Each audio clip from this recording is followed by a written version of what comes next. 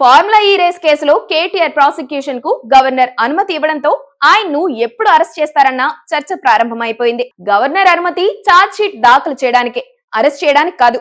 అలాగని అరెస్ట్ చేయడానికి governor permission ఇవ్వలేదని కాదు. ఎప్పుడో మొదటిసారి విచారణకు అనుమతినిచ్చినప్పుడే అరెస్టుకు అవకాశం వచ్చేసింది. కానీ ప్రభుత్వం కేటీఆర్ ను ఉద్దేశపూర్వకంగానే అరెస్ట్ చేయలేదు.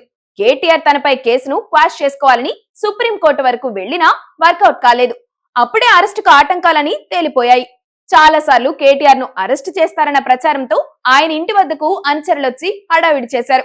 కేటీఆర్ కూడా దమ్ముంటే అరెస్ట్ చేయి అని సవాలు కూడా చేశారు. కానీ చేయలేదు. అరెస్ట్ అయితే సానుభూతి వస్తుందని, అరెస్ట్ అయితే సీఎం కావచ్చని అనుకుంటున్నారని రేవంత్ రెడ్డి సెటైర్లు వేశారు. ఇప్పుడు మరోసారి కేటీఆర్ అరెస్ట్ అంశం చర్చల్లోకి వచ్చింది. పిసిసి చీఫ్ మహేష్ గౌడ్ చట్ట ప్రకారమే అంతా జరుగుతుందని చెప్పుకొచ్చారు. అయితే ఏసీబీ పోలీసులు వ్యూహాత్మకంగా ఉన్నారని, ఛార్జ్ షీట్ దాఖలు చేసి ఆయన్ను అరెస్ట్ చేయడానికి కోర్టు నుంచి వారెంట్ తీసుకుంటారని అంటున్నారు. అలా తీసుకుంటే రాజకీయ పరమైన అరెస్ట్ కాదని, ఆయనకు సానుభూతి రాదని అనుకుంటున్నారు.